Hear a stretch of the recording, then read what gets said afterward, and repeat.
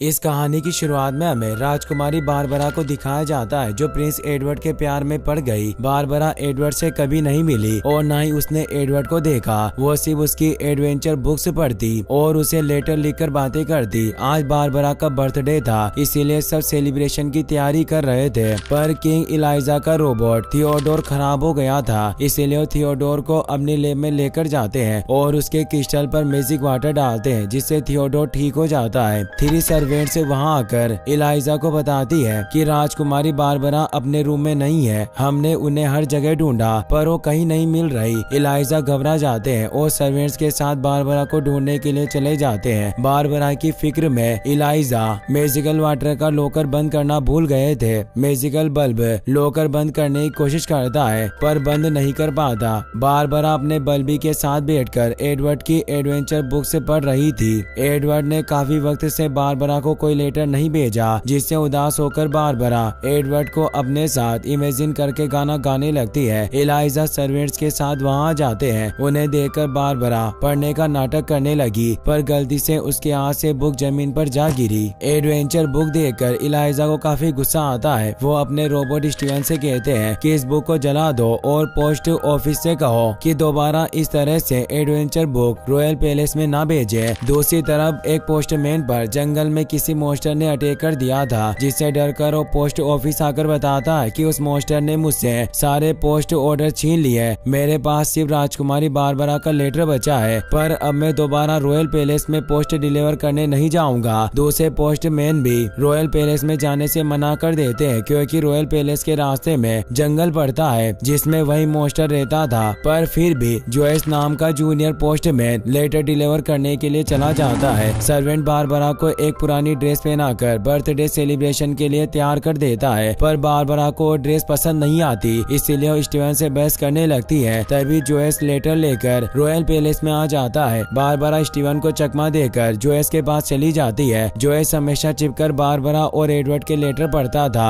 वो बारबरा से कहता है कि अगर तुमने मुझे किस नहीं किया तो मैं तुम्हारे फादर को बता दूंगा कि तुम छिपकर एडवर्ड को लेटर भेजती थी। अचानक स्टीवन वहाँ आकर बारबरा से लेटर छीनने की कोशिश करता है। उससे बचकर भागते हुए बारबरा के हाथ से लेटर छूट जाता है। लेटर थ्रोन पर जाकर गिरता है और इलाइजा लेटर पढ़ लेते हैं, जिससे उन्हें काफी गुस्सा आता है। बारबरा उन्हें समझाने की कोशिश करती है कि मैं एडवर्ड से प्यार करती हूँ। इलाइजा कहते हैं कि आज तुम 16 साल की हुई हो, अभी तुम सिर्फ एक बच्ची हो और अभी से प्यार करने की बात कर रही हो। तुम कुछ भी कर लो, पर इस वक्त मैं तुम्हें उस प्रिंस के पास नहीं भेज सकता। कुछ वक्त में सेलिब्रेशन शुरू होने वाला है, इसलिए तैयार हो जाओ। ये कहकर वहाँ से चले जाते हैं। अपने फादर को परेशान करने के लिए वो खुद को सजा देती है और अपनी ड्रेस काटकर अपने बाल भी छोटे कर लेती है। जोयस रॉयल पैलेस में घूमते हुए इलाइजा की लैब में पहुंच जाता है। वहाँ उसे मैजिकल वाटर मिलता है। जोयस वाटर बोतल लेकर उसे देखने लगता है। अचानक इलाइजा वहाँ जाते हैं। उन्हें देखकर जोयस डर जाता है और उसके हाथ से वाटर बोतल जमीन पर गिर जाती है, जिसकी वजह से वहाँ काफी एनर्जी रिलीज होती है और आसपास की बिजली बंद हो जाती है। पर कुछ वक्त में सब नॉर्मल हो जाता है। इलाइजा जोयस से वाटर बोतल मांगते हैं, मगर जोयस बोतल देने से मना कर देता है और वाटर को जमीन पर गिराने की धमकी देकर उनसे पैसे मांगता है। इलाइजा घबरा जाते हैं। वो कहते हैं कि तुम सोच भी नहीं सकते कि तुमने अपने हाथ में क्या पकड़ा है। तुम्हें जो कुछ भी चाहिए मैं तुम्हें देने के लिए तैयार हूँ, बस वो बोतल मेरे हवाले कर दो। जोयस गहरी सोच में डूब जाता है और उसे ख्याल आता है कि वाटर बोतल के बदले वो राजकुमारी बारबरा से शादी कर लेगा, इसलिए वो इलाइजा से भी शादी की बात कह देता है। कुछ वक्त में पार्टी शुरू हो जाती है और बारबरा सबके सामने आती है, पर सभी उसकी हालत देखकर शॉक्ड हो जाते हैं। इलाइजा कहते हैं कि यह ड्रेस तुम्हारी मॉम की थी, जिस वजह से मैं तुम्हें हर बर्थडे पर इसे पहनने के लिए कहता हूँ, पर आज तुमने इसे बर्बाद कर दिया। बारबरा को काफी बुरा लगता है। इलाइजा सबके सामने अनाउंसमेंट करते हुए कहते हैं कि आज मेरी बेटी की शादी है, इसीलिए मैंने आप सबको यहाँ बुलाया। बारबरा की शादी जूनियर पोस्टमैन जोयस से होने वाली है। सब हैरान हो गए, यहाँ तक कि बारबरा को भी समझ नहीं आता कि अचानक इलाइजा उसकी शादी करवाने की बात क्यों होने लगी। जोयस स्टेज पर आकर शादी के बारे में बात करने लगता है। बारबरा जोयस से शादी नहीं करना चाहती, इसीलिए वो अपने हॉर्स को वहाँ बुला लेती है और उस पर बैठकर रॉयल पैलेस से भागने लगती है। जोयस भी अपनी बाइक लेकर उसका पीछा करने लगता है, मगर बारबरा के स्कार्फ से वो नीचे गिर जाता है। बारबरा जंगल में भाग जाती है। आगे जाकर बारबरा भी एक पेड़ से टकराकर बेहोश हो जाती है। जोयस जोएस वहाँ आकर बारबरा को बोरे में डालकर वहाँ से जाने लगता है, लेकिन तभी मॉन्स्टर वहाँ जाता है जिसका नाम बोगी होता है। उसे देखकर जोएस बहुत ही ज्यादा डर जाता है और बारबरा को छोड़कर अपनी जान बचाने के लिए भागता है। भागते हुए वो खाई से नीचे गिर जाता है और उसके हाथ से वाटर बोतल गिर जाती है। वाटर की एक बूंद क्रिस्टल के ऊपर गिर जाती है जिससे वो क्रिस्टल ग्लो करने लगता है। जैसे ही जोएस उस क्रिस्टल को टच करता है उसे एक जोरदार झटका लगता है और उसका हाथ काम करना बंद कर देता है। इससे जोएस हैरान हो जाता है। बोगी बारबरा को लेकर अपनी केव में चला जाता है। अगली सुबह बारबरा को होश आता है। वो ब्लबी के साथ केव देखने लगती है। अचानक बोगी जाग जाता है। बारबरा उसे शांत करके केव से जाने लगती है, पर बोगी उसे वहाँ से नहीं जाने देता।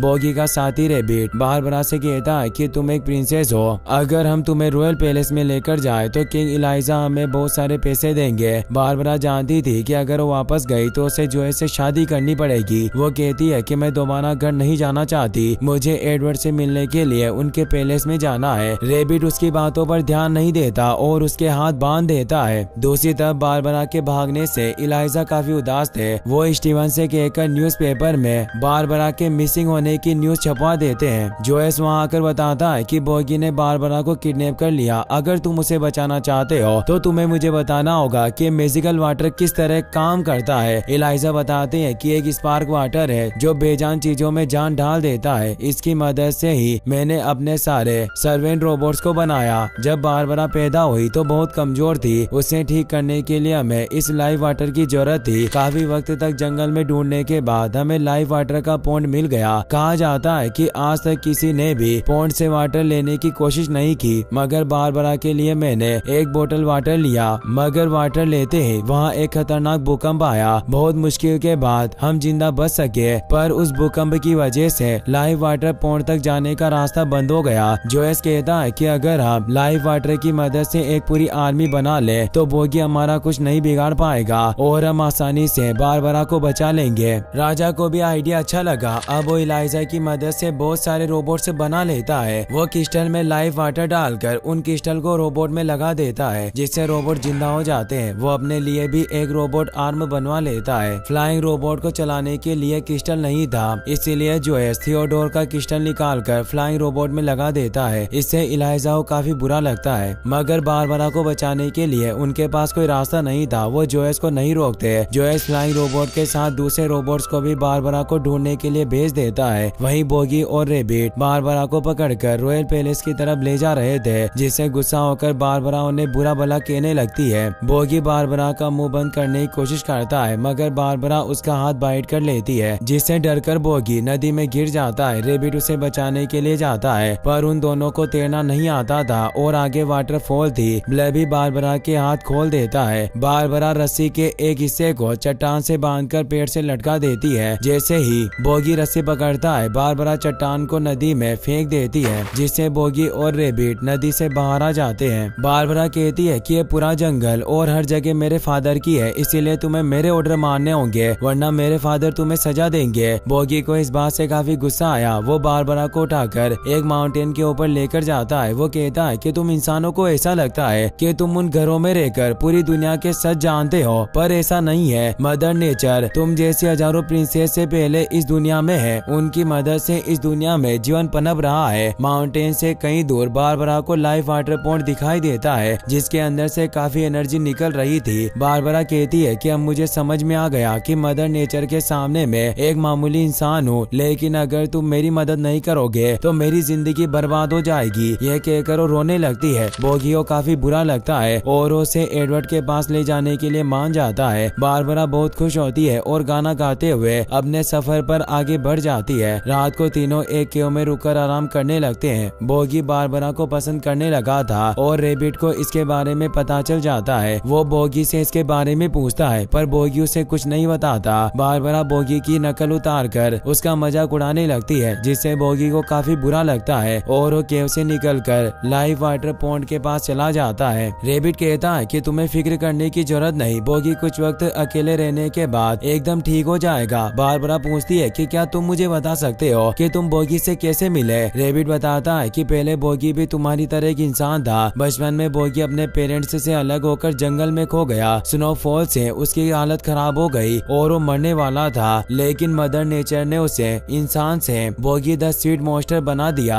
बोगी हमेशा जंगल और जानवरों की रक्षा करता, वो लोगों को पेड़ काटने से रोकता ताकि जंगल इसी तरह हरे भरे रह सके। बारबरा पूछती है कि अगर तुम जंगल की रक्षा करते हो तो जंगल में आने वाले लोगों को डराकर उन्हें क्यों लूटते हो, और आखिर तुम्हें पैसों की क्या जरूरत है। रेबिट कहता है कि अगर हम लोगों को डराना बंद कर दे तो इंसान जंगल में आकर कचरा फैलाएंगे, इससे जानवरों को काफी परेशानी होती है। इसके अलावा हमें पैसों से कोई प्यार नहीं, हमें बस पैसों को आग में जलते हुए देखना अच्छा लगता है। यह कहकर वो एक नोट आग में डाल देता है। अब दोनों सो जाते हैं, जबकि जोएस की रोबोट आर्मी उनकी केव के पास पहुंचकर उन्हें ढूंढने लगती है। अगली सुबह बारबरा को बोगी कहीं नहीं दिखाई देता, इसीलिए वो रेबिट के साथ उसे ढूंढने लगती है, मगर एक रोबोट डॉग उन्हें देख लेता है और बारबरा पर हमला करने के लिए आता है। रेबिट वक्त रहते रोबोट डॉग के ऊपर चट्टान गिराकर तोड़ देता है। रेबिट कहता है कि तुम्हारे फादर ने इस रोबोट को बनाया, इसे देखकर ऐसा लगता है कि तुम्हें मारना चाहता था, तुम्हारे फादर सच में बहुत बुरे इंसान है। बारबरा कहती है कि तुम मेरे फादर के बारे में कुछ नहीं जानते, भले इस रोबोट को उन्होंने बनाया होगा पर वो कोई बुरे इंसान नहीं है। रेबिट कहता है कि एक बार कुछ वुल्फ्स ने मेरे ऊपर अटैक कर दिया था,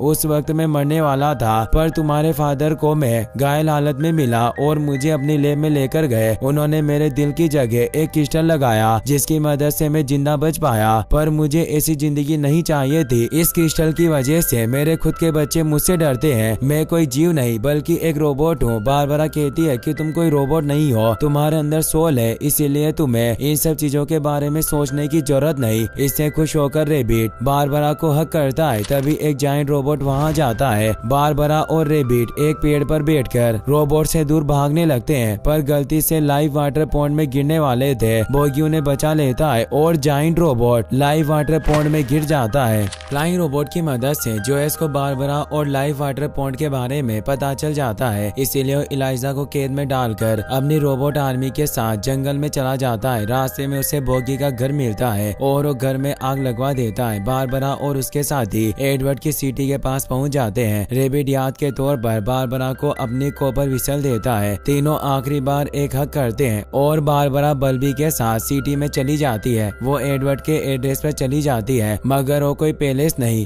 बल्कि एक बुक प्रिंटिंग ऑफिस था। वहाँ उसे प्रिंस एडवर्ड की एडवेंचर बुक की राइटर एडवर्डिना मिलती है। वो बारबरा को बताती है कि मैं अपने नाम से एडवेंचर बुक्स लिखती थी, पर किसी ने वो बुक्स नहीं खरीदी, इसलिए मैंने खुद को प्रिंस एडवर्ड बनाकर एडवेंचर्स बुक्स लिखी। सब लोगों को एडवर्ड की एडवेंचर्स स्टोरीज पसंद आई और एडवर्ड फेमस हो गया, पर असलियत में एडवर्ड नाम का कोई शख्स इस दुनिया में मौजूद नहीं। इसके साथ तुम जिन लेटर्स की बात कर रही हो वो तुम्हारी तरह हर उन लड़कियों को भेजे जाते हैं जो एडवर्ड को पसंद करती है। वहाँ सारे वर्कर्स उन लेटर पर काम कर रहे थे। उन्हें देखकर बारबरा को यकीन हो जाता है कि एडवर्ड सिर्फ एक कहानी का किरदार है। इससे उसका दिल टूट गया और वो निराश हो जाती है। एडवर्डिना का मैनेजर उसे न्यूज़पेपर दिखाता है जिसमें बारबरा की शादी से भागने की खबर छिपी थी। बारबरा को ढूंढने पर किंग इलाइजा एक अच्छा इनाम दे रहे थे। इनाम के लालच में आकर एडवर्डिना बारबरा को अपने ऑफिस में रोक लेती है। बारबरा कहती है कि मैं दोबारा घर नहीं जा सकती, वरना फादर मेरी शादी उस बुरे पोस्टमैन से करवा देंगे और मेरी पूरी जिंदगी बर्बाद हो जाएगी। एडवर्डिना कहती है कि तुम बिना वजह परेशान हो रही हो। मैं यकीन के साथ कह सकती हूँ कि तुम्हें अपनी शादी से कोई परेशानी नहीं होगी। मुझे तुम्हारी कहानी काफी अच्छी लगी,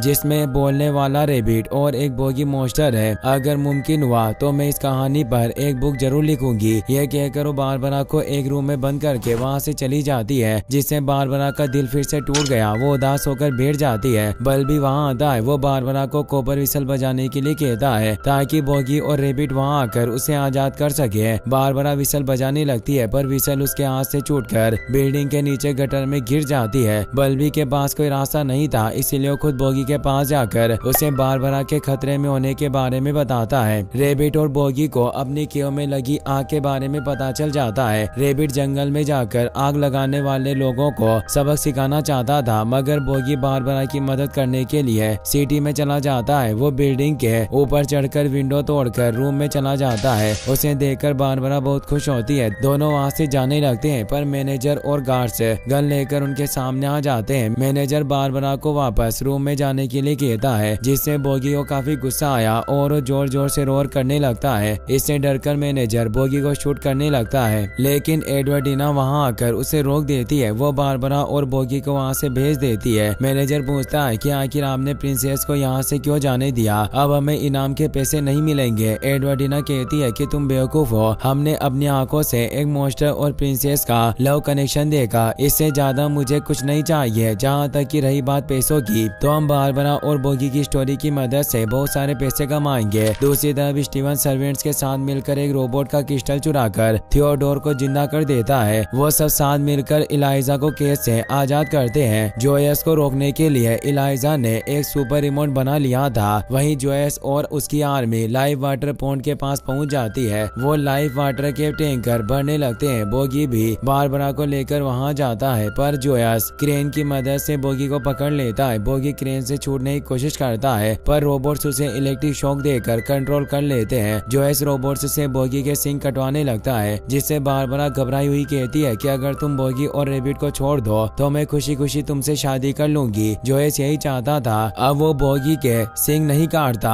इलाइजा वहां आकर जोयस को मदर नेचर के बारे में बताकर रोकने की कोशिश करते हैं, पर जोयस उनकी बात नहीं मानता और उन पर हमला करवा देता है। इलाइजा सुपर रिमोट की मदद से पूरी रोबोट आर्मी को बंद कर देते हैं, जिस वजह से जोयस का रोबोटिक आर्म भी बेकार हो जाता है। उसके पास कोई रास्ता नहीं था, इसलिए वो लाइव वाटर अपने हाथ पर डाल लेता है, जिससे उसके हाथ बिल्कुल ठीक हो जाते हैं। उसे समझ में आ गया कि लाइव वाटर की मदद से वो अपनी पावर बढ़ा सकता है, इसीलिए वो पंप का यूज करके अपनी पूरी बॉडी पर लाइव वाटर डाल देता है, जिसकी वजह से वो एक रॉक मॉन्स्टर में बदल जाता है। वो मदर नेचर की बुराई करके उन्हें अपने सामने घुटने टेकने के लिए कहता है, जिससे मदर नेचर को काफी गुस्सा आता है और वो पॉन्ड के ऊपर वोटेक्स से एक्टिवेट कर देती है। जोयस उस वोटेक्स में फंस जाता है, पर वो बारबरा को भी अपने साथ वोटेक्स के अंदर खींच लेता है। बोगी भी बारबरा को बचाने के लिए वोटेक्स के अंदर चला जाता है। जोयस क्रेन और चट्टान के बीच फंस जाता है। मौके का फायदा उठाकर बारबरा बोगी के पास चली जाती है। इलाइजा एक खंबे में रस्सी बांध देते हैं, जिसकी मदद से बोगी और बारबरा वोटेक्स से बाहर निकल जाते हैं। जोयस वोटेक्स से बाहर निकलने की कोशिश करता है, पर वाटर बोतल उसके फेस पर आकर टकराती है, जिसकी वजह से वो वोटेक्स के बीच में पहुंच जाता है। मदर नेचर जोयस को जमीन के अंदर खींच लेती है और वोटेक्स शांत हो जाता है और सारा लाइव वाटर जमीन के अंदर चला जाता है। मगर लाइव वाटर के गायब होते हैं सारे रोबोट्स और रेबिट्स मर जाते हैं। यहाँ तक कि बारबरा के हार्ट की जगह पर भी क्रिस्टल था, जिससे वो भी मौत के करीब पहुंच गई थी। इलाइजा बताते हैं कि जब तुम पैदा हुई तो काफी बीमार थी, मेरे पास कोई रास्ता नहीं था, इसीलिए मैंने तुम्हारे लिए एक क्रिस्टल हार्ट बनाया। मुझे अफसोस है कि मैं तुम्हारी मोम को नहीं बचा सका। बारबरा कहती है कि मैं हमेशा आपको गलत समझती रही, जबकि आप हमेशा मेरा ख्याल रखते हैं, मुझे माफ कर देना, मैंने सिर्फ आपको परेशान करने के लिए मोम की ड्रेस खराब कर दी।